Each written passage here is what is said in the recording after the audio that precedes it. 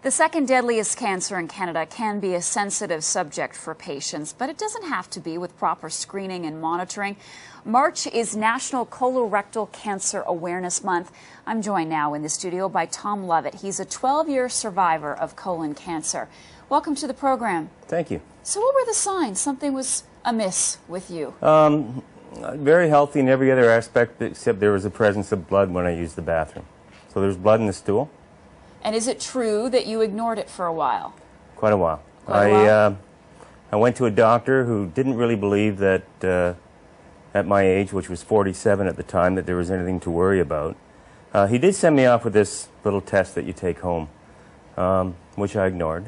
And another month went by, I guess. I went down to Florida. I traveled quite a bit. And it just getting worse. It was getting worse. It got to the point where I needed a fiber supplement to function normally throughout the day. And then I went back and he said, well, maybe you do have a problem. So. And you ended up having something called a sigmoidoscopy. I hope I'm pronouncing that correctly, as opposed to a colonoscopy. What's the difference and what did it show? The difference for me, and I'll tell you exactly what happened with me because I'm not in a position to give medical advice, but a sigmoidoscopy, what they told me, is when it goes part way up your colon to the sigmoid. And that's a very small portion of your colon. And at that location, he found a cancerous tumor. A colonoscopy is from one end right to the other. And then they go in, and then they come back. They take a really good look. And I understand that you actually saw the tumor because you were conscious during the procedure. Yes, that's right. I chose to do that.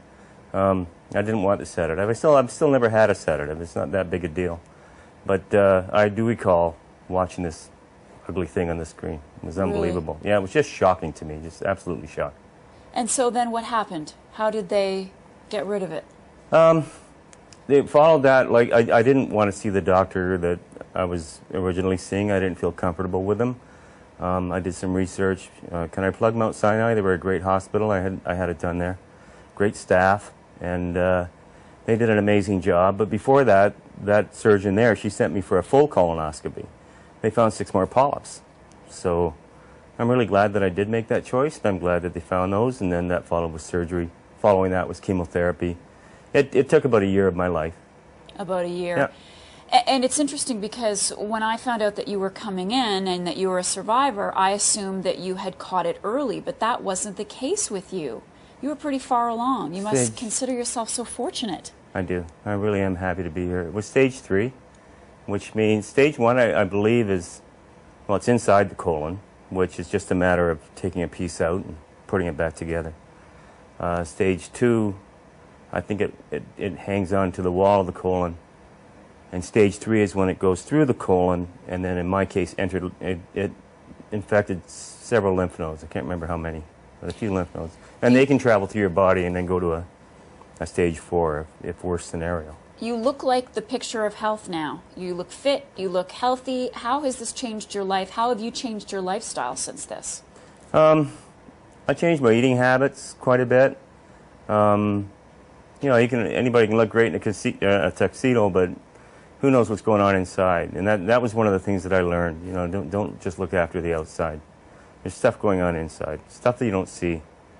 And that was my arrogance during that time, that I ignored those things. Young, felt great, looked good, the whole bit. But even at that time, even when I was younger, when I was in my best shape, I probably had polyps developing inside my colon, which are potentially cancerous later on. Why do you want to talk about this? Why are you so willing to be so open about a subject that is still very uncomfortable for a lot of people? Yeah, it is. Nobody likes to talk about bowel movements and things like that, but I've lost, I believe, four people that are fairly close to me from colon cancer. Oh, and I've met lots of families that have lost people in colon cancer in the last 12 years because it's brought to your attention now. But 4 people that were fairly close to me, and they were all diagnosed before 50, which is the standard. The standard is don't even get checked until you're 50. And these people were all diagnosed before 50, as I was, and I had no history of it in my family.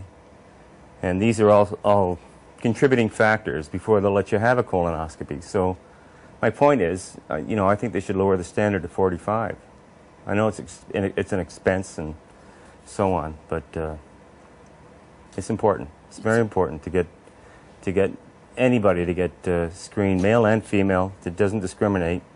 At least by the time you're 50. Showing symptoms way before 50. Okay, Tom Lovatt, I'm so glad you're with us tonight, and I'm sure that your message is resonating with a lot of people this hour. Thank you, Greg. I really appreciate it. It was great to be here.